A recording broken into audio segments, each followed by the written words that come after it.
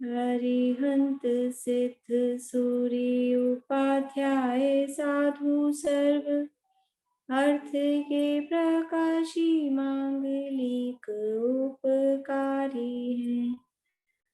तिन्ह को स्वरूप जान राग ते भई जो भक्ति काय को नवाए स्तुति को जारी है। धन्य धन्य ते नहीं ते काज सब आज भाई कर जोरी बार बार वंदना हमारी है। मंगल कल्याण सुख ऐसो हम चाहत हैं। हो मेरी ऐसी दशा जैसी तुम धारी है। हो मेरी ऐसी दशा जैसी तुम धारी है। मंगलमय मंगल करण वीत राग विज्ञान नमो ताई जाते भये हरहंतादिमा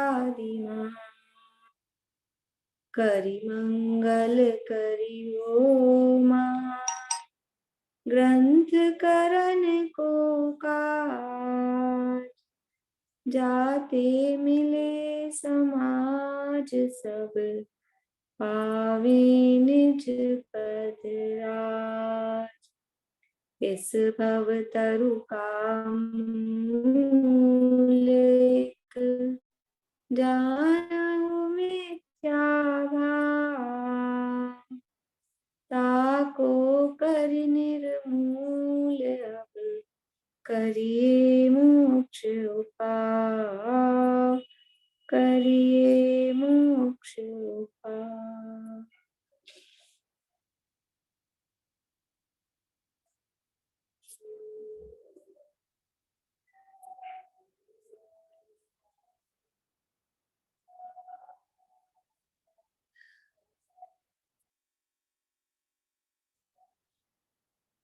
हाँ,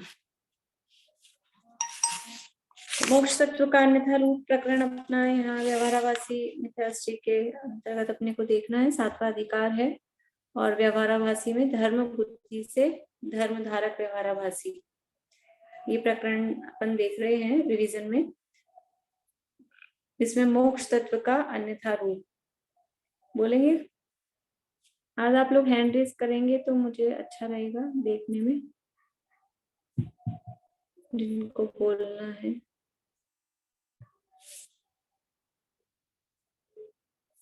बोलो कृति। हाँ, मोक्ष में वह इसीलिए जाना चाहता है क्योंकि जो सिद्ध हैं वो लोकालोक को जानते हैं। 3 लोक के सब इंद्र वगैरह उनको पूजते हैं और वहां पे जन्म मरण का दुख नहीं है। तो मतलब और भी जो जीव होते हैं मिथ्या दृष्टि और अन्यमति, वो भी दुख से दूर होना चाहते हैं, अपने आप को पूज्य कराना चाहते हैं और सब कुछ जानना चाहते हैं, सब कुछ जानने की इच्छा है उनके। तो फिर इसके श्रद्धान और उनके श्रद्धान में कोई वो नहीं रहा, डिफरेंस नहीं रहा। और जो मोक्ष है उसको जिस धर्म साधन से वो स्वर्ग मानता है कि इन पूजा पाठ और इन सबको करने से मुझे स्वर्ग होगा, उसी धर्म साधन का फल वो मोक्ष जानता है। तो दोनों की जाति वो एक ही जानता है, लेकिन बस इतना जानता है कि जो स्वर्ग सुख जो मुझे मिलेगा उससे अनंत गुना सुख मोक्ष में है, लेकिन जाति वो एक जान रहा है, इसीलिए उसका जो श्रद्धान है वो विपरीत है। बड़े बहुत अच्छा। यानी मोक्ष की मोक्ष को क्यों महान, मतलब मोक्ष का मतलब सिद्धावस्था, तो उसको क्यों महान मान रहा है कि वहां जन्म मरण नहीं है।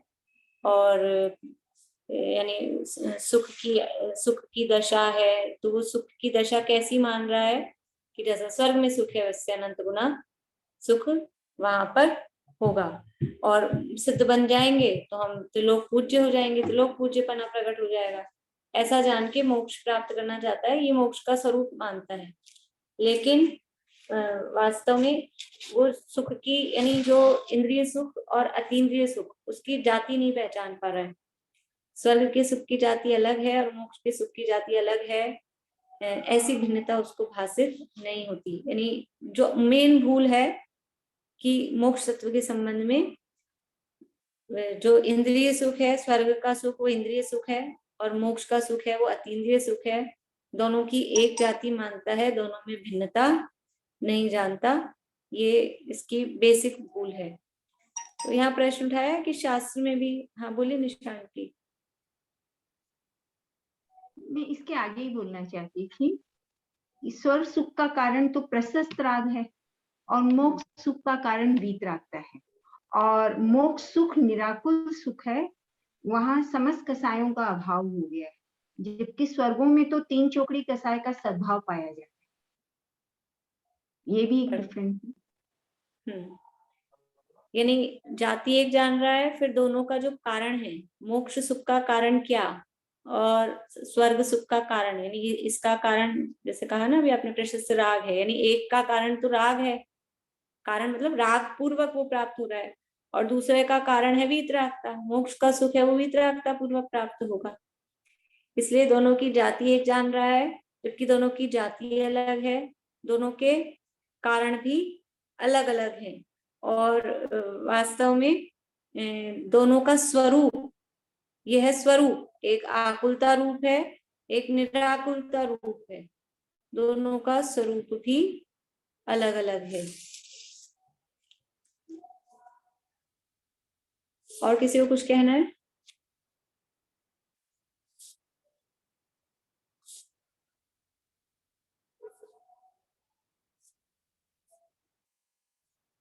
यहाँ प्रश्न उठाया कि शास्त्रों में भी तो कहा है इंद्रादिक से अनंत गुना सुख सिद्धों के, फिर शास्त्रों में कैसे कहा है? शास्त्रों में इंद्रों से अनंत गुना सुख स्वर्ग में कहा है, वो किस प्रकार से कहा गया है? बोली पारुल। भाभी शास्त्रों में जो इंद्रिय सुख के मतलब जो जीव है वो इंद्रिय सुख को ही जानता है, तो जो मोक्ष की महिमा है उसको बताने के लिए कहा गया है कि उससे भी लाख गुना ज्यादा सुख मोक्ष में मिलता है। अनंत गुना ज्यादा, यानी उसकी महिमा, क्योंकि जो जिससे परिचित है उसी से तो बताएंगे। या आज तक जीव इंद्रिय सुख से ही परिचित है, इसलिए इंद्रिय सुख से अनंत गुना सुख सिद्धों के है, ऐसा कथन किया गया है, लेकिन वो वास्तविकता नहीं है। वास्तव में महिमा बताने वाला ये वाक्य, जो कथन है शास्त्रों का, वो महिमा बताने वाला है। और फिर वही प्रश्न है कि आपको कैसे लगता है कि वो सिद्ध सुख और इंद्रिय सुख की एक जाति जानता है? ये आपने कैसे पता किया? हाँ, आपको क्या मालूम कि वो दोनों की एक ही जाति जान रहा है? ये कैसे निश्चय होता है, ये कैसे समझ में आता है कि हम स्वर्ग सुख की और इंद्रिय सुख की जाति एक ही जान रहे हैं? बिला भाभी बोलेंगे आप? आपका फेस नहीं दिखता है आजकल, तबीयत ठीक है आपकी? अनम्यूट करिए। भाभी ये मैंने नहीं पढ़ा, इससे पहले तक का ही पढ़ा हुआ है सारा, मैंने आज वापस रिवीजन वही किया, एक्चुअली पढ़ा नहीं। अच्छा, चलिए मनोरमा आंटी बोलिए।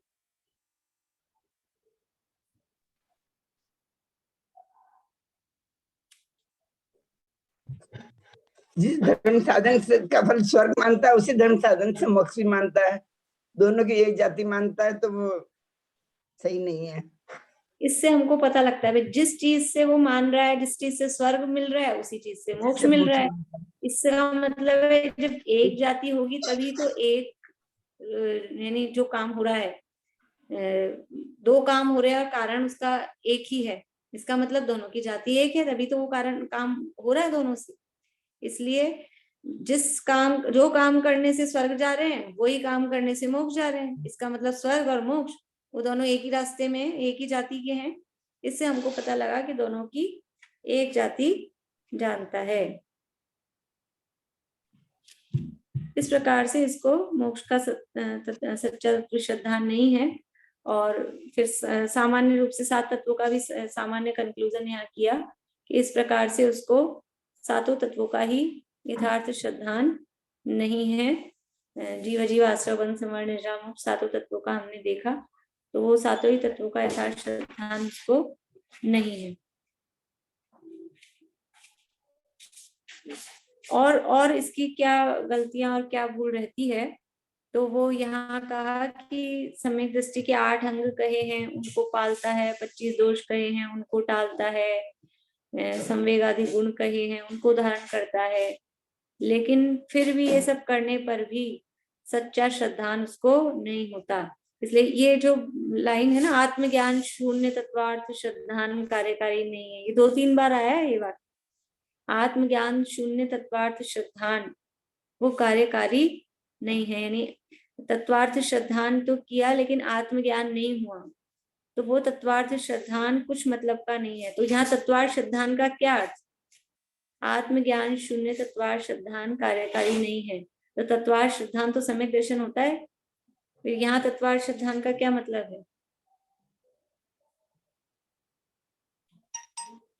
बोलिए अनिता आंटी।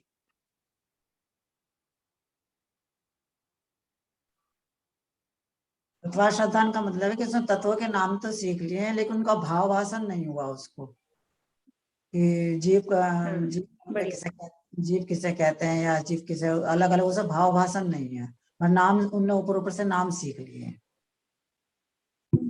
हाँ, यहाँ तत्वार्थ श्रद्धान का मतलब है कि वो जिससे हम श्रद्धान के अर्थ में जो लेते हैं वास्तव में ये वो श्रद्धान नहीं है। यहाँ तो केवल बस तत्वों का नाम जान लिया, सीख लिया, उसी को वो श्रद्धान मान रहा है, तो आत्मज्ञान नहीं हुआ और बाकी तत्वों को जाना और उनका ज्ञान कर लिया, तो वो वास्तव में कार्यकारी नहीं है। अब है सम्यक ज्ञान का अन्यथा रूप। सम्यक ज्ञान के लिए क्या क्या करता है? सम्यक ज्ञान की प्राप्ति के लिए क्या करता है? ममता अभी बोलेंगे?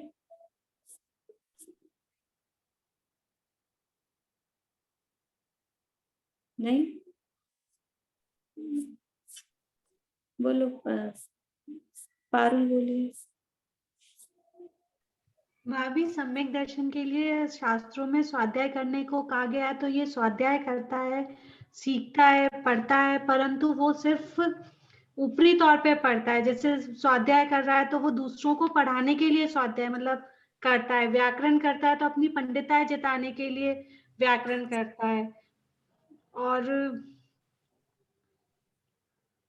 तो यानी उसका प्रयोजन क्या है? ये जो शास्त्र पढ़ रहे हैं, सीख रहे हैं, उसके प्रयोजन पर उसकी दृष्टि नहीं रहती है। प्रश्न अभी इतना ही था कि सम्यक ज्ञान के लिए करता क्या है, तो ये सारे काम करता है, सीखना, सिखाना, पढ़ना, पढ़ाना, वाचना, याद करना, दूसरों को सिखा देना, ये सारे काम उस शास्त्राभ्यास के नाम पर भी, पुस्तकें पढ़ना, ग्रंथ पढ़ना शास्त्राभ्यास के नाम पे करता है, दूसरों को करा देता है, सिखा देता है, लेकिन वो शास्त्र में जो कहा गया है, शास्त्र का जो वाच्य है, वो नहीं समझता। उस शास्त्र को पढ़ने का प्रयोजन क्या है, पढ़ाने का प्रयोजन क्या है, सीखने का प्रयोजन क्या है, याद करने का प्रयोजन क्या है, वो बस याद करके अपने को ये ऐसे बोलते ना परिग्रह, एक तो घर में किताबें रखना, वो किताबों का परिग्रह, और एक दिमाग में भी भरना, दिमाग में भी भर लिए, लेकिन उन शास्त्रों में क्या स्वरूप कहा गया है, क्या बताया गया है, शास्त्र पढ़ने का प्रयोजन क्या है, उस पर दृष्टि नहीं है। बस जैसे रिकॉर्ड बनाने की जैसे उसमें लगा रहता है, या दूसरों को सिखाने के उद्देश्य से ही पढ़ता है। और कुछ लोग तो जो शास्त्राभ्यास के नाम पे व्याकरण, न्याय, छंद, काव्य, अलंकार, इनका अभ्यास करते हैं, तो वो उनका कोरा व्याकरण, न्याय, काव्य, छंद, अलंकार, इनका केवल इन्हीं का यदि अभ्यास किया तो वो तो वास्तव में शास्त्राभ्यास है ही नहीं। सम्यक ज्ञान रूप वो भी शास्त्र है, वो काव्य शास्त्र, उनको भी शास्त्र कहते हैं, लेकिन वो सम्यक ज्ञान में तो किसी भी रूप में कार्यकारी नहीं है।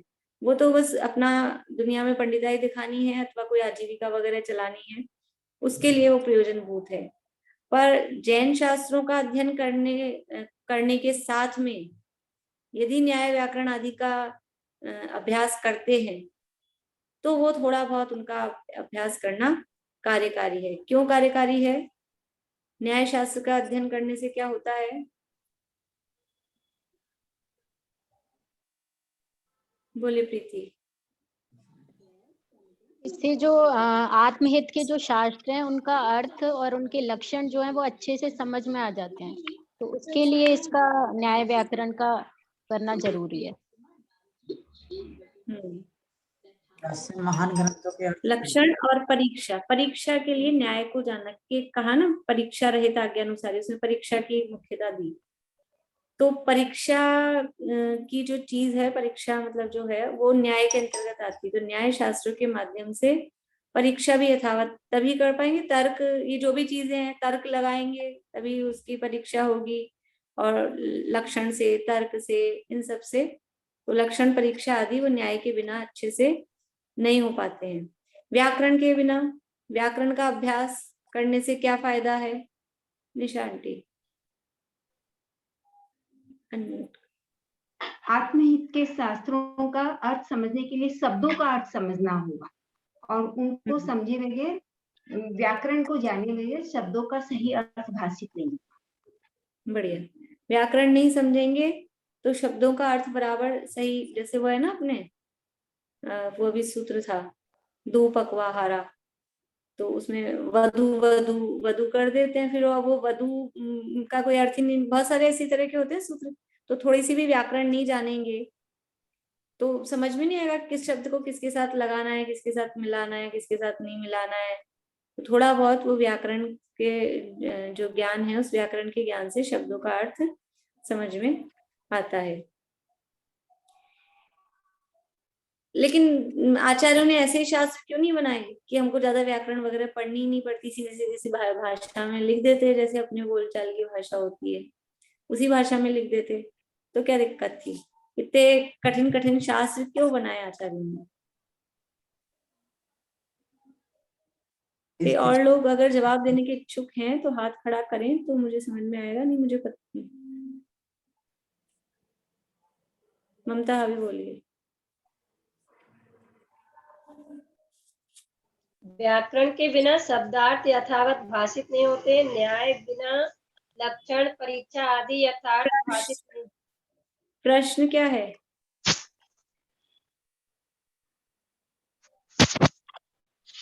प्रश्न क्या था? व्याकरण के बिना ऐसे ग्रंथ क्यों लिखे उन्होंने? हाँ, ऐसे ग्रंथ क्यों लिखे कि उसके लिए हमको न्याय व्याकरण का अभ्यास करना पड़ा? सीधे सीधे सरल भाषा में लिख देते, ये है प्रश्न। भाषा में प्राकृत, संस्कृत आदि शब्द हैं, परंतु अपभ्रंश सहित तथा देश देश में भाषा अन्य अन्य प्रकार की है। महंत पुरुष शास्त्रों में अपभ्रंश शब्द कैसे लिखते हैं? इसके बाद बोली, बालक तोतला बोले परंतु बड़े तो नहीं बोलते। एक देश की भाषा रूप शास्त्र दूसरे देश में जाए तो वहां उसका अर्थ कैसे भाषित होगा? इसलिए प्राकृत, संस्कृत आदि शुद्ध शब्द रूप ग्रंथ रचे हैं। हाँ ठीक है। भारती आंटी, आप अपने शब्दों में बोलेंगे इसका जवाब?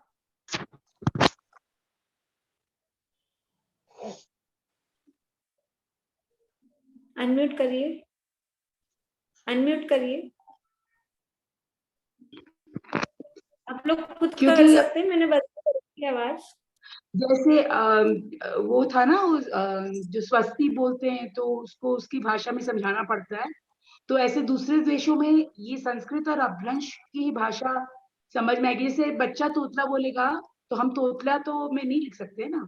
आपने उदाहरण दिया ना, स्वस्ति बोलते हैं तो उसको उसकी, तो ये तो उल्टा हो गया आपका उदाहरण।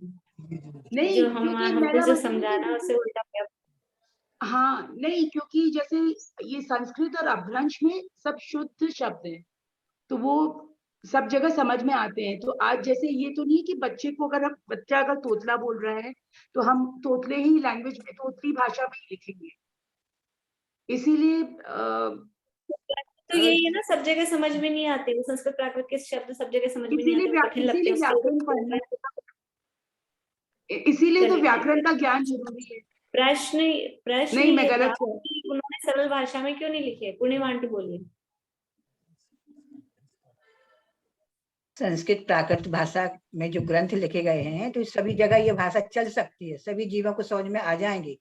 अपभ्रंश भाषा में लिखेंगे ना, सभी जीवों को अलग अलग देशों की अलग अलग भाषा है, तो किसी एक भाषा को पकड़ के नहीं लिख सकते हैं, क्योंकि सब जगह एक ही भाषा नहीं रहती, अलग अलग प्रांत में अलग अलग भाषा चलती है। इस अपेक्षा से सबको समझ में आए, इस अपेक्षा से प्राकृत और उसमें प्राकृत और कौन सी भाषा दूसरी बोली? संस्कृत। हाँ, संस्कृत भाषा में वो ग्रंथ लिखे गए हैं, ये सब जगह चलेंगे। लेकिन मैं एक चीज पूछ सकती हूँ? ठीक है, ये जो आप लोग कह रहे हैं ना ये सब जगह चलेगी, वो बात मतलब सब जगह चलेगी नहीं है, लेकिन ये विद्वानों की भाषा है, ये बात इसकी जगह सब जगह चलेगी, हम नहीं ऐसे कह सकते कि ये भाषा सब जगह चलती होती तो प्रॉब्लम ही कहाँ आती। नहीं, लेकिन अगर मैं आपसे पूछना चाह रही हूँ ज्योति जी कि प्राकृत और संस्कृत तो बहुत कम लोगों को समझ में आती है, पर ये शुद्ध है इसलिए शायद। ये तो अभी की बात है, ये तो अभी की बात है कि प्राकृत और संस्कृत कम लोगों को समझ में आ रही है, लेकिन जब जिस काल में शास्त्र रचे गए उस काल में प्राकृत संस्कृत वो महान विद्वानों की भाषा प्राकृत संस्कृत थी, और बच्चों की भाषा, बच्चों मतलब अज्ञानियों की भाषा वो जो भी उनकी भाषा चलती हो।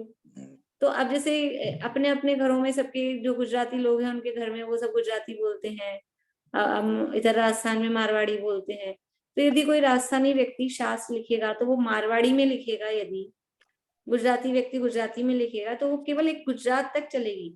लेकिन इस समय अभी कॉमन भाषा कौन सी चल रही है? हिंदी। समझदार लोगों की भाषा कौन सी है? या तो इंग्लिश या हिंदी। हिंदी। अपन अभी हिंदी को लेके चले अपने भारत के हिसाब से, तो वो हिंदी में लिखेगा, अब वो ज्यादा लोगों तक समझ पाएंगे। अब जिस कोई केवल मारवाड़ी ही जानता है या केवल गुजराती ही जानता है तो वो थोड़ी बहुत हिंदी सीखेगा तो उसको विशेष अर्थ ख्याल में आ जाएगा, नहीं तो नहीं समझ पाएगा। लेकिन ज्यादा लोगों तक पहुंचने के लिए वो भाषा, और फिर एक मिनट, और अगर वो भी ऐसी भाषा में लिख देते हैं, जैसे अपने कोई मान लीजिए बुजुर्ग अम्मा जी हैं या ऐसे हैं, वो पढ़े लिखे नहीं है तो वो ऐसे ही शब्द काम में लेते हैं, इसी तरह की व्याकरण सही नहीं लगाते। जैसे इसमें उदाहरण देते हैं अपने न्याय चक्र वगैरह पढ़ाते समय कि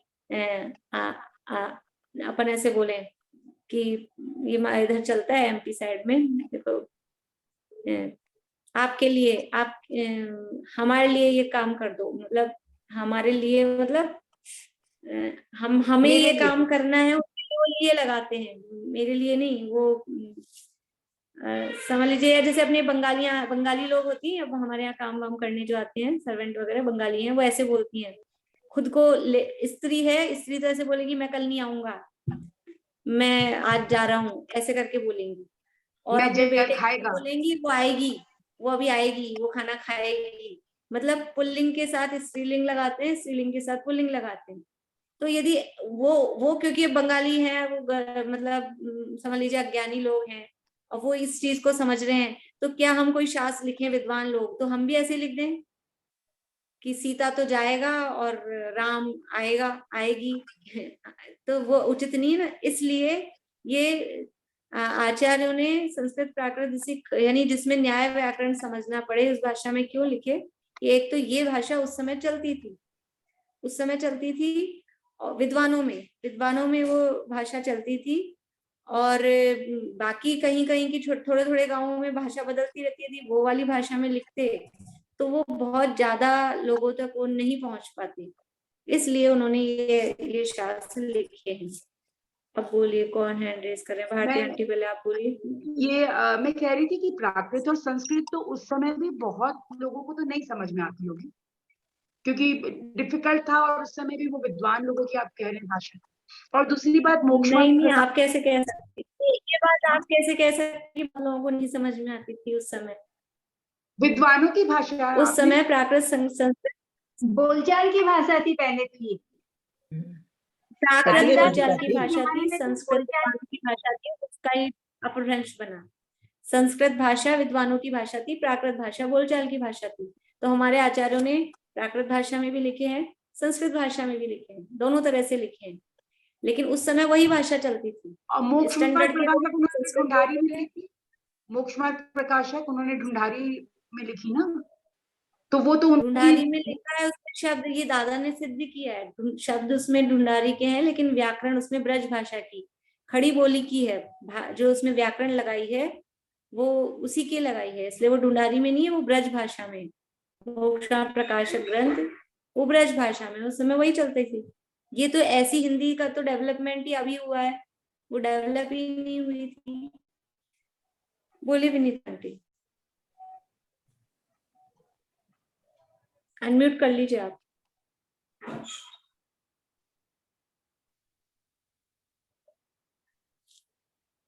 चलिए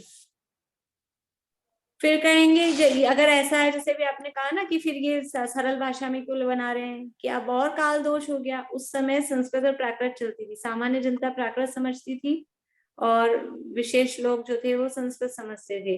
अब वो प्राकृत भी नहीं समझ में आती है, संस्कृत भी नहीं समझ में आती, तो इन्होंने ब्रज भाषा में लिखा ढूंढारी मिश्रित वाली में, वो भी नहीं समझ में आती है तो वो हिंदी अनुवाद हुआ है। अब स्थिति ये है कि हिंदी भी नहीं समझ में आती है तो इंग्लिश ट्रांसलेशन हो रहे हैं, और फिर थोड़े दिन में इंग्लिश भी पता नहीं कुछ नहीं समझ में आएगी, कोई और दूसरी भाषा चल जाएगी, तो वो होगा। ये तो काल के प्रभाव से जिस समय जो चलती है वो भाषा उस हिसाब से चलती है। तो उसको समझने के लिए भाषा का अभ्यास करना, जो भाषा यानी थोड़ा बहुत लेकिन भाषा ही का अभ्यास करता रहे, व्याकरण आदि का ही अभ्यास करता रहे और अपने आप को सम्यक ज्ञानी माने, या हम सम्यक ज्ञान के लिए काम कर रहे हैं तो वो उसका सम्यक ज्ञान का अन्यथा रूप होता है। बोलिए भारती आंटी। जैसे मैं कह रही हूँ, जैसे इंग्लिश में आप कह रहे हैं आजकल ट्रांसलेट हो रहा है, लेकिन हिंदी से इंग्लिश करने में वो जो भाव भाषण है वो नहीं आता है। आज आप कितना भी जैसे अपन, या हो सकता है हम लोग हिंदी अच्छे से समझते हैं इसलिए हम लोग को ये, पर इस टाइप की मेरे को ऐसा फील होता है कि इसको इंग्लिश में कितना भी लिख दीजिए तो लेकिन किसी वो भी चीज का ट्रांसलेशन करेंगे ना, जैसे गुरुदेव के प्रवचन है वो गुजराती में जो भाव होता है उसका हिंदी अपन हाँ बोलो वही तो वो वही भाव नहीं हाँ आता है। तो वो तो हाँ जो भाव जिस शब्द में जिस भाषा में है वो उसमें नहीं आ पाता है। विनीता आंटी आपको खुद को अनम्यूट करना पड़ेगा, आप अनम्यूट करके बोलिए जो भी बोलना है। नहीं, मैं भी इसी के बारे में बोल रही थी कि ये प्रचलन की भाषा विद्वानों को लेनी पड़ी जो सब किसी को समझ में आए। उनको ये भाषा में देखना था कि बहुलता में कितने लोगों को कौन सी भाषा समझ में आएगी। इसी हिसाब से उन्होंने उस समय में संस्कृत का अधिक प्रचार था तो संस्कृत में लिखा। वही आप बता रही हैं, उन्होंने ये जनता को देखकर ही अपनी उसी भाषा का प्रयोग किया है, अपभ्रंश भाषा का भी और खड़ी बोली का भी। बिल्कुल। अब जैसे मान लीजिए इंग्लिश में लिख दिए गए हैं और अब अपने को इंग्लिश अच्छे से नहीं आती, इंग्लिश की ग्रामर नहीं आती है, तो अपने को ग्रामर सीखनी पड़ेगी ना अगर इंग्लिश में लिखा गया है तो। नहीं तो अपने को उसका भाव कैसे भाषित होगा कि प्रेजेंट टेंस का है कि पास्ट टेंस का है कि इसमें क्या समझ में आ रहा है। इसलिए यहाँ तो इतना कह रहे हैं कि वो अपने शास्त्रों का अर्थ समझने के लिए, विशेष भाव भाषित करने के लिए थोड़ा बहुत न्याय व्याकरण का अभ्यास होना चाहिए, लेकिन अकेला न्याय व्याकरण का ही ज्ञान करता रहे और शास्त्रों के अर्थों को नहीं समझे तो वो वास्तव में कार्यकारी नहीं है। देखिए आगे बढ़ते हैं अपन। भाभी हाँ पारुली बोलिए, अनम्यूट करिए। ये अपभ्रंश भाषा थोड़ी है, ये तो संस्कृत और प्राकृत के जो शब्द बिगड़ गए जो लोकल भाषा में आ गए थे बोलचाल की, वो मीनिंग है ना। वो भी अपभ्रंश है, प्राकृत का ही बिगड़ा हुआ रूप अपभ्रंश है, उसको भाषा का नाम दे देते हैं, वो भाषा है। वैसे अपने हिंदी में भी अब आप लोग पता नहीं किसने कितना पढ़ा है भूल गए होंगे, जैसे तद्भाव तत्सम, जैसे गृह शब्द है संस्कृत का था, उससे बन के बिगड़ के ही वो घर बना है। वो तत्सम शब्द होते हैं, तद्भव शब्द होते हैं, वो उससे ही बनते हैं। वो बहुत सारे शब्द ऐसे संस्कृत के हिंदी के मिले जुले से होते हैं, वो उसी से बन के आए होते हैं। चलिए आगे बढ़ते हैं, इसमें इतना डिस्कशन करने की अपने को कोई टाइम देने की जरूरत नहीं है। फिर यहाँ पर यही चर्चा चल रही है कि जो केवल व्याकरण आदि का ही अभ्यास करते हैं, अपना मेहनतपना प्रकट करते हैं, तो वो वास्तव में धर्मात्मा नहीं है। फिर इसके बाद में बात भी है कि कुछ लोग पुराण आदि शास्त्रों का भी अभ्यास करते हैं, तो उसमें प्रथमानियोग का, चरणानियोग का, कर्णानियोग का उनका अभ्यास करते हैं, लेकिन उनका जो अभ्यास करते हैं वो किस विचार से करते हैं वो बताना आप लोगों को।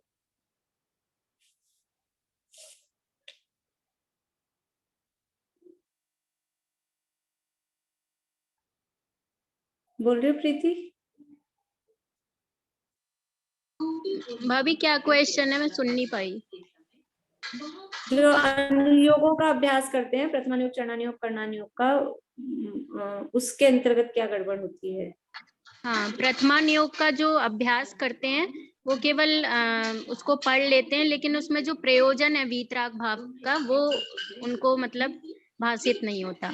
ऐसे ही कर्णान योग में जो गुण स्थान है और कर्मों के जो सिद्धांत वगैरह हैं उनको अपना ज्ञान बढ़ाने के अर्थ वो पढ़ लेते हैं, लेकिन उसमें उनका जो प्रयोजन है उसको जो पुण्य पाप दोनों ही संसार का कारण है, दोनों ही हे हैं, उसको वो नहीं जान पाते। और द्रव्यानुयोग के शास्त्रों का अभ्यास भी करते हैं तो पर को पर रूप और आप को आप रूप नहीं जान पाते, जो उसका मूल प्रयोजन है द्रव्यानुयोग का। ठीक है, बोलिए निशांत।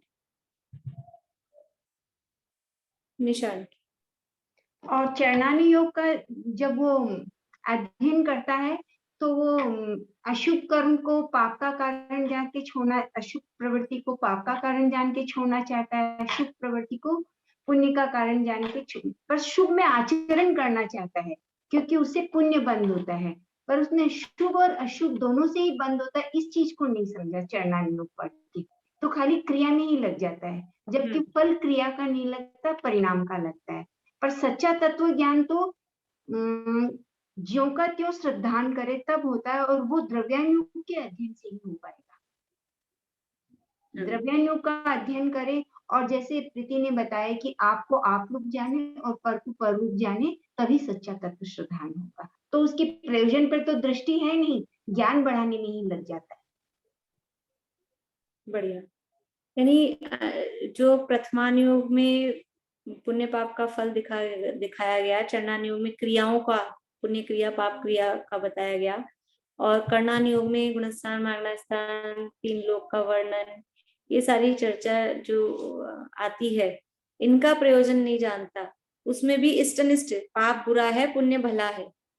प्रथमान योग पढ़ के भी, चरणान योग पढ़ के भी वो पुण्य में उपादेय बुद्धि बनी रहती है, और कर्णान योग का तो बस ठीक है, अपना ज्ञान बढ़ेगा, इस आधार पे वो पढ़ता है।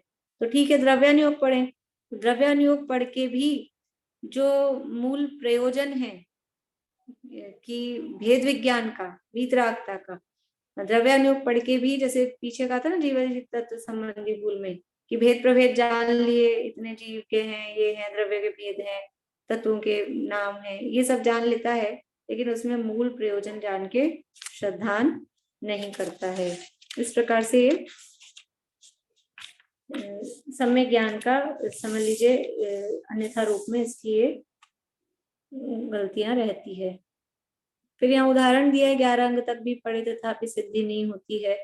वो अब जो द्रव्यलिंगी मुनि है वो 11 अंग तक भी पढ़ लेता है, इसलिए कितना भी पढ़ो, लेकिन असली चीज जो उस पढ़ने का जो फल है, वो पढ़ा किस लिए है, वो जब तक नहीं पहुंचते हैं तब तक वो कुछ भी कार्यकारी नहीं होता है। अब इनके सम्यक चारित्र के अर्थ कैसी प्रवृत्ति होती है वो कहते हैं। सम्यक चारित्र के लिए क्या करता है, बोलो पारुल। भारी क्रियाओं पे जोर देता है, परिणामों का उसको विचार नहीं होता है, और यदि परिणामों को भी पकड़ता है पर अभिप्राय का तो उसको बिल्कुल भी ज्ञान ही नहीं होता है। बिल्कुल, बढ़िया। यानी सबसे मोटी मेन जो गलती है वो क्या है सम्यक चारित्र के संबंध में, बाहरी क्रिया पर दृष्टि है, परिणाम सुधरने बिगड़ने का कुछ विचार नहीं है, और यदि परिणाम का थोड़ा बहुत विचार करता भी है तो भी उस परिणामों की जो परंपरा है, अंदर जो अभिप्राय में वासना पड़ी है, जो अभिप्राय में वासना मतलब जो मिथ्यात्व पड़ा है, जो उल्टी मान्यता पड़ी है, उस तक तो वो पहुंच ही नहीं जा पाता है। ये इसकी सम्यक चारित्र के संबंध में। अब ये जो एक पैराग्राफ था ना, अपन ने पूरा पढ़ लिया लास्ट तक, ये एक पैराग्राफ का ही पूरा विस्तार है। अब आपने को समझ में आ रहा है कि जो भी बातें इसमें बताई, लास्ट में जाके वो द्रव्यलिंगी तक 4-5 पेज 6 पेज लगभग द्रव्यलिंगी के लिए दिए हैं, कि वो परिणामों पर भी पहुंचता है, परिणामों तक पहुंचता है, लेकिन अंदर अभिप्राय में क्या पड़ा हुआ है, कि अभिप्राय में वही कर्ता बुद्धि वाली मान्यता, इष्टनिष्ठ की जो मान्यता है वो अंदर अभिप्राय में पड़ी रहती है, वो नहीं छूटती है। और वो खाली अपने परिणाम सुधार कर, और कुछ हैं जो और स्थूल है वो क्रिया सुधार कर, और ये मानते हैं हमारे सम्यक चारित्र हो गया है। क्रिया सुधारते हैं ज्यादातर लोग, और कुछ थोड़ा आगे बढ़ते हैं तो परिणाम सुधार लेते हैं, लेकिन अभिप्राय नहीं सुधर पाता है, इसलिए वो वास्तव में सम्यक चारित्र प्राप्त नहीं होता। देखिए यहाँ बताया कि कितने ही जीव तो कुल क्रम से या देखा देखी या क्रोधमान माया लोभादिक से आचरण करते हैं, वो धर्म बुद्धि ही नहीं है। वो तो पीछे जो कहा कुल क्रम से कर रहे हैं या सांसारिक प्रयोजन से कर रहे हैं, तो उनके तो जो भी क्रिया कर रहे हैं, यानी हम देख लें यदि अगर हम इस उद्देश्य से, इस कारण कोई क्रिया कर रहे हैं कि हमारे घर में चल रही है इसलिए करनी है, या कोई दूसरा कर रहा है तो अपने को भी करना चाहिए, या कोई सांसारिक प्रयोजन से, तो उनके तो वो यानी धर्म बुद्धि नहीं है, मतलब वो पाप ही है, उसमें कुछ पुण्य का भी फल नहीं लग रहा अगर इन प्रयोजन से कर रहे हैं। उन जीवों में कोई तो भोले हैं, कोई कषाई हैं, और ये भोले मतलब अज्ञानता है, और कोई कषाई है, तो चाहे अज्ञानता हो और कषाय साथ में हो तो सम्यक चारित्र नहीं होता है। सम्यक ज्ञान पूर्वक जो कषायों का अभाव, सम्यक ज्ञान पूर्वक मतलब सम्यक दर्शन सम्यक ज्ञान पूर्वक जो एक कषाय चौकड़ी का या दो कषाय चौकड़ी का या तीन कषाय चौकड़ी का अभाव है, तब सम्यक चारित्र होता है। और वो सम्यक चारित्र नाम के लिए कम से कम वैसे तो तीन कषाय चौकड़ी के अभाव होने पर वो बाहरी जो चारित्र है जिसे हम संयम कहते हैं, वो तो तब प्रकट होता है। अदरवाइज दो कषाय चौकड़ी का अभाव होने पर संयम असंयम, और एक कषाय चौकड़ी का भी अभाव है तो भी स्वरूपाचरण चारित्र रूप सम्यक चारित्र तो होता ही है। अब कुछ लोग ये क्यों करते हैं कि जानने, पढ़ने लिखने जानने में क्या रखा है, कुछ करेंगे तो फल लगेगा, इसलिए वो क्रिया करते हैं, लेकिन वास्तव में वो क्रिया सम्यक दर्शन बिना वो क्रिया कुछ भी फलदायी नहीं होती है। इस संदर्भ में प्रतिज्ञा की बात आई, तो प्रतिज्ञा लेने का जो विधान है वो बताना है आप लोगों को। बाकी तो इसमें जो चर्चा है वो है ही। प्रतिज्ञा लेने से पहले प्रतिज्ञा किस तरह से लेनी चाहिए, बोलिए पूर्णिमा आंटी। प्रतिज्ञा लेते समय पर द्रव्य क्षेत्र वगैरह के हिसाब से विचार करना चाहिए। जो प्रतिज्ञा अपनी निवृत्ति जाने आगे भी आगामी काल में उसका खंड ना पड़े, उस हिसाब से प्रतिज्ञा लेना चाहिए। प्रतिज्ञा लेने के बाद परिणाम मलिन नहीं होना चाहिए, गिरते हुए परिणाम नहीं होने चाहिए। हमेशा प्रतिज्ञा पालन करने में तत्पर रहना चाहिए, उत्साहित रहना चाहिए। और प्रतिज्ञा लेते समय पर किसी प्रकार का प्रमाद या लौकिक वांछा, ये कोई अपेक्षा से प्रतिज्ञा नहीं लेना चाहिए कि इस प्रतिज्ञा के फल में हमें ये मिले। इस प्रकार से अनेक अपेक्षाओं से विचार पूर्वक ही प्रतिज्ञा लेना का विधान है। बहुत बढ़िया, लेकिन एक सबसे इम्पोर्टेंट पॉइंट रह गया आपका, मरण होने पर भी प्रतिज्ञा नहीं छोड़ना चाहिए। मरण होने पर भी नहीं, वो तो ठीक है, क्या रह गया वो कौन बता रहे हैं? बिला अभी बोलिए। सबसे पहले से तत्वज्ञानी होना जरूरी है प्रतिज्ञा लेने से पहले। हाँ, सबसे पहले तत्वज्ञानी हो, फिर उसके बाद में जो सारी बातें आपने बताई, द्रव्य क्षेत्र काल भाव का विचार करे, अपने परिणामों का विचार करे, अपनी शारीरिक परिस्थिति का विचार करे, उत्साह हो, आदर का भाव हो, भविष्य में निर्वाह होता जाने, केवल वर्तमान परिणामों के भरोसे ही न रखे, वो सारी बातें फिर। लेकिन सबसे पहले प्रतिज्ञा लेने से पहले सबसे पहले जरूरी काम क्या है कि सबसे पहले तत्वज्ञानी होना चाहिए। यानी ये सम्यक चारित्र कब आएगा, प्रतिज्ञा लेना मतलब सम्यक चारित्र के लिए, तो वो सम्यक चारित्र कब प्रकट होगा जीवन में, उससे पहले आवश्यक है सम्यक दर्शन सम्यक ज्ञान हो, यानी तत्व श्रद्धान हो, ये तत्वार्थ श्रद्धान हो। श्रद्धान मतलब वही सम्यक दर्शन, तो सम्यक दर्शन हो, तत्वज्ञानी हो, तब वो प्रतिज्ञा लेना चाहिए। तो फिर क्या, जिसको सम्यक दर्शन नहीं हो वो प्रतिज्ञा नहीं ले सकता? तो अब वो व्यवहार है, तो व्यवहार से तो तत्वज्ञानी हो, कम से कम पढ़े लिखे सुने समझे तो सही। थोड़ा सा बिल्कुल कुछ भी नहीं पढ़ता है, न जानता है, न समझता है, धर्म क्या चीज है ये नहीं जानता है, प्रतिज्ञा ले लेते हैं। क्यों ले रहे हैं, किस लिए ले रहे हैं, क्या प्रयोजन है? केवल वो जो कहा कुल अपेक्षा या देखा देखी या किसी लौकिक प्रयोजन से, वो प्रतिज्ञा ले लेते हैं तो वो तो पापी बांधते हैं। और थोड़ा बहुत अगर पढ़ सुन के प्रतिज्ञा लेते हैं तो फिर वो प्रतिज्ञा अगर तत्व यानी तत्वज्ञानी नहीं हुआ, सच्चा सम्यक दर्शन सम्यक दृष्टि नहीं हुआ और फिर भी प्रतिज्ञा ले रहा है, तो कम से कम ये तो विचार करे थोड़ा बहुत, तो उसके लिए भी आवश्यक है।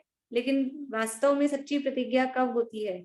सच्ची प्रतिज्ञा तो तत्वज्ञान पूर्वक तत्वज्ञानी हो तभी वो सच्ची प्रतिज्ञा होती है।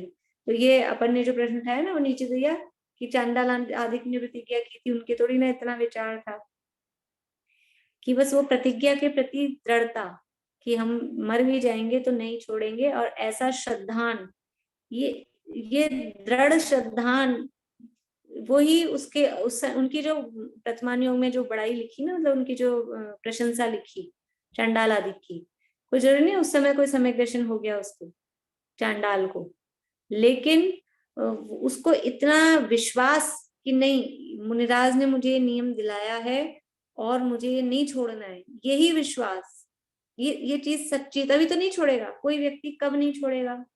कि जब उसके प्रति सत्यता का ये विश्वास अपने को होगा कि नहीं ये चीज अच्छी है, सच्ची है, हमें इसे नहीं छोड़ना है। तो ये ऐसा श्रद्धान विश्वास ही वो उसके लिए व्यवहार से वो श्रद्धान है, और उस श्रद्धान पूर्वक वो प्रतिज्ञा करता है। सम्यक दृष्टि जो प्रतिज्ञा करते हैं वो तत्वज्ञान आदि पूर्वक ही करते हैं। और जिनके अंतर में विरक्तता नहीं है और बाहर में प्रतिज्ञा ले लेते हैं, उनके फिर अलग अलग तरह की, बहुत तरह की उनकी जो गड़बड़ी चलती है। वो क्या गड़बड़ियां चलती हैं? तत्व ज्ञान तो हुआ नहीं सच्चा और बाहर में प्रतिज्ञाएं ले ली। बोलिए मनोरमा आंटी। प्रतिज्ञा के पहले भी वो उपवास आदि जो भी करते हैं उसके पहले भी गरिष्ठ भोजन करते हैं, उसके अगले दिन पाड़ने के दिन भी गरिष्ठ भोजन करते हैं, और जबरदस्ती खींचते हैं। जो भी प्रतिज्ञा ले रखी है उसको निभा नहीं पाते हैं, कषाय की बहुत तीव्रता हो जाती है। बढ़िया। अंदर में राग भाव तो मिटा नहीं है, और वो जो जिस वस्तु का त्याग किया, जो प्रतिज्ञा ली है, उसके पहले और बाद में बहुत आसक्त रहते हैं।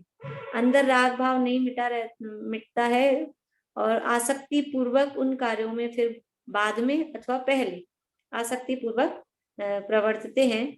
इस तरह से ये प्रतिज्ञा लेकर भी इस तरह से काम करते हैं। वो बहुत सारे प्रकरण हैं, इसमें लंबा प्रकरण है।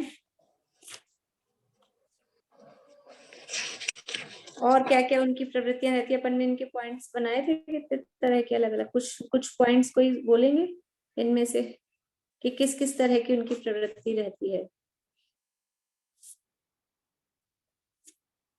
बोलो प्रीति।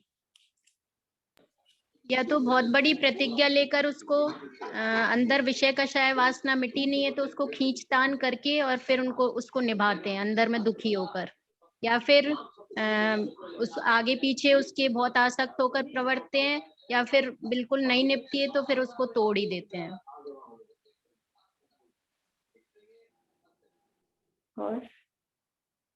और कभी कभी अभी अपने परिणामों को कहीं और लगाते हैं, जैसे उपवास किया है तो टीवी देख लिया, मूवी देख ली, तो परिणामों को कहीं और लगाने की कोशिश करते हैं।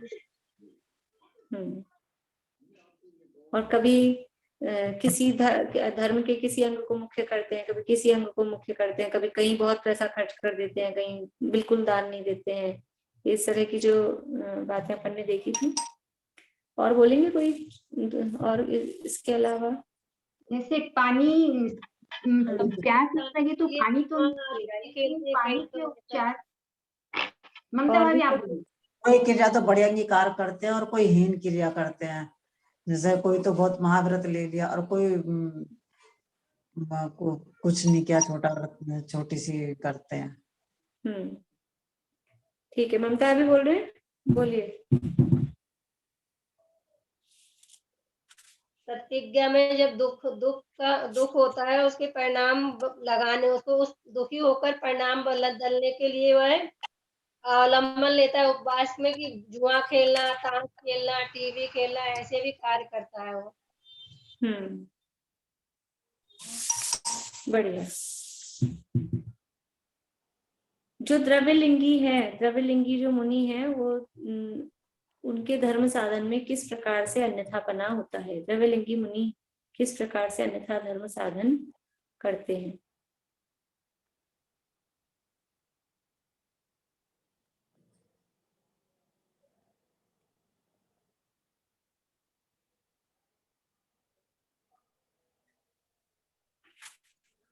बोलिए, जनरल सिंपल ही तो, यानी कोई जरूरी नहीं है कि बिल्कुल किताब। बोलिए पारुल।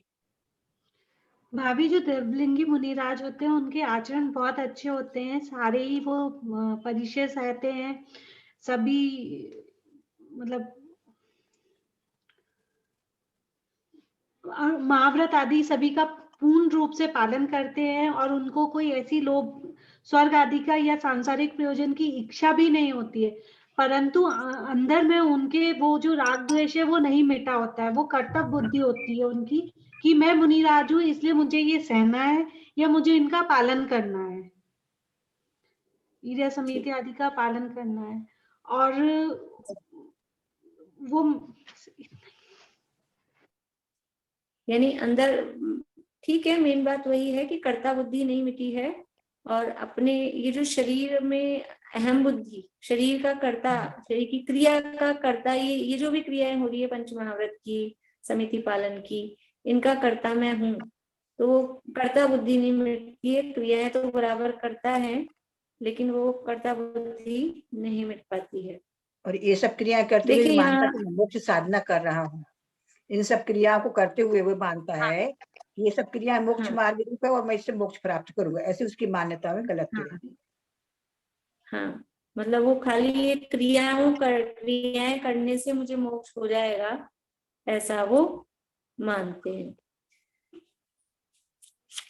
यानी जो पर द्रव्य के प्रति ये बुरा है और ये अच्छा है, पर द्रव्य के बुरे प्रति इस, यानी पाप को छोड़ा, या कोई भी जो भी वस्तुएं हैं, सामग्री है, उनको छोड़ा, घर गृहस्थी आदि वस्त्र आदि को छोड़ा, और उनको छोड़ा है और मुनि बने हैं, तो वो उसको बुरा जानकर, जो 12 भावना आदि में भी वो जो पहले भी बात की थी, द्वेष रूप उनकी उदासीनता होती है, तो ये पर पदार्थों में इष्ट अनिष्ट की मान्यता, असली बात, ये तो प्रकरण तो बहुत बड़ा है, लेकिन असली मान्यता क्या है कि कर्ता बुद्धि और इष्ट अनिष्ट की मान्यता और राग द्वेष वो अंदर से उनके जाते नहीं है। जो भी क्रियाएं करते हैं वो खींच कर, क्योंकि भूमिका तो मिथ्यात्व की है, और उस मिथ्यात्व की भूमिका में ही मुनि योग्य छठे सातवें गुणस्थान वर्ती जैसे काम करते हैं, तो वो खींच कर उसमें, यानी कषाय पूर्वक ही अंदर में वास्तव में वो कषाय होती है, और उस कषाय पूर्वक ही वो सारे काम करते हैं। इसलिए वो जो द्रव्यलिंगी मुनि हैं वो भी मोक्ष के लिए यद्यपि वो सारे काम करते हैं, लेकिन वो उनका मोक्ष का जो उपाय है वो अन्यथा है। क्यों है अन्यथा? क्योंकि मोक्ष का सच्चा उपाय क्या है? मोक्ष का सच्चा उपाय है सम्यक दर्शन ज्ञान चारित्राणी मोक्ष मार्ग, और अभी वो सम्यक दर्शन का भी उनका पता नहीं है, और ये विपरीत आचरण करके आत्मज्ञान के बिना जितना भी आचरण किया जाता है वो सब अकार्यकारी होता है। इस तरह से यहाँ पर चर्चा भी है, वो पढ़ना है पूरा ही, सब तरह के जो भी प्रकरण दिया है। अभी अपना समझ लीजिए एक तरह से रिवीजन हो गया है। आज 8 तारीख हुई है, परसों पेपर है, कल क्लास होगी तो अपन करेंगे और चर्चा इसके बारे में, और नहीं होगी तो फिर परसों यही 6:45 से ही रख लेंगे पेपर, ठीक है? बोलिए मनोरमा आंटी।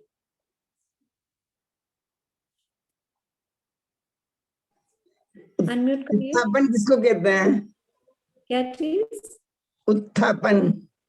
उत्थापन का मतलब है मतलब हटा देना, निषेध कर देना, विमुख होना, नहीं विमुख।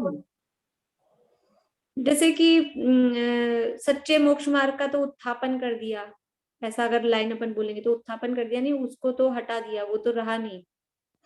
उत्थापन करने का मतलब होता है उखाड़ देना, हटा इसमें लिखते से पूजनादि प्रभावादि कार्यों का उत्थापन करता है, मतलब निषेध करता है, वहां निषेध के अर्थ में उत्थापन करना, निषेध के अर्थ में।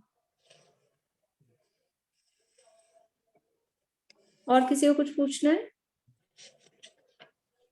भाभी जय जिनेन्द्र।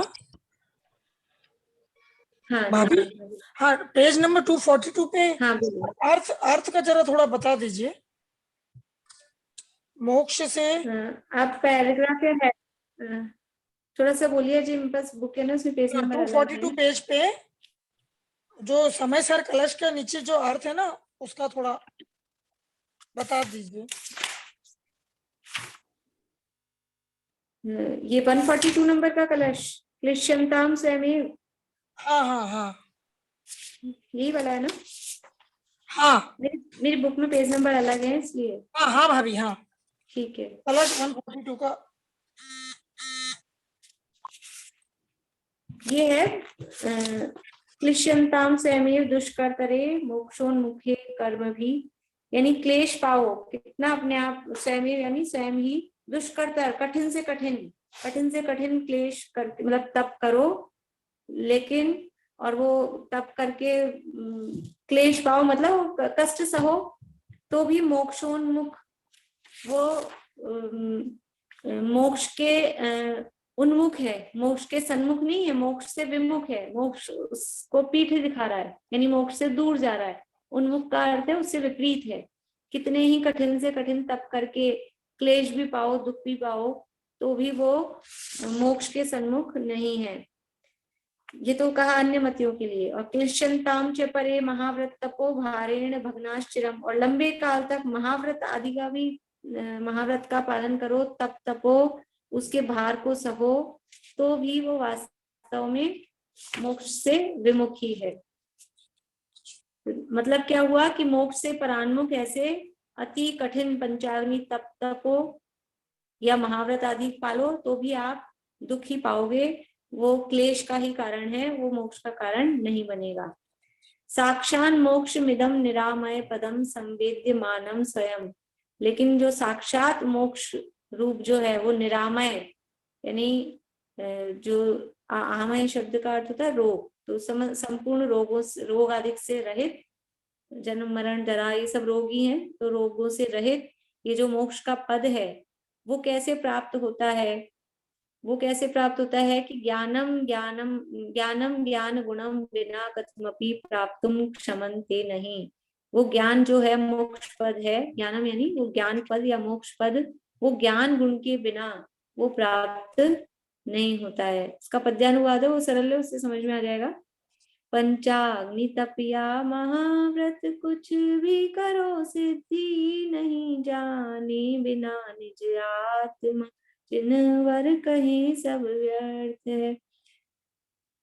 मोक्ष पद जो ज्ञान पद वह ज्ञान से ही प्राप्त हो, इस ज्ञान गुण के बिना उसको कोई भी पा सकता नहीं। मतलब आत्मा को जाने बिना चाहे अन्य मतियों वाला पंचाग्नि तप करो, चाहे अपने मुनि दिगंबर मुनि बन के महाव्रत आदि पालो, वो सब क्लेश पाना ही है, कष्ट पाना ही है। जब तक अपने ज्ञान स्वभाव का निर्णय नहीं होगा, तब तक मोक्ष की प्राप्ति किसी भी रूप में संभव नहीं है। ये इस कलश का भाव है। चलिए, और किसी को कुछ पूछना है?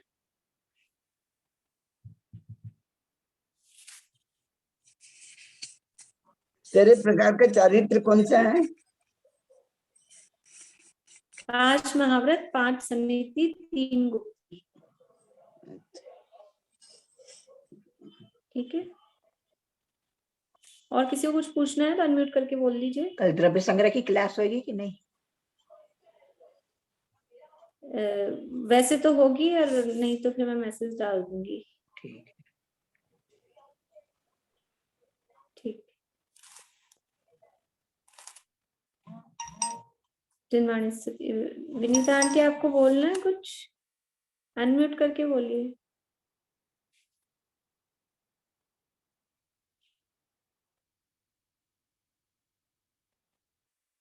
अनम्यूट करिए आप खुद। चलिए, जिनवाणी स्तुति करते हैं।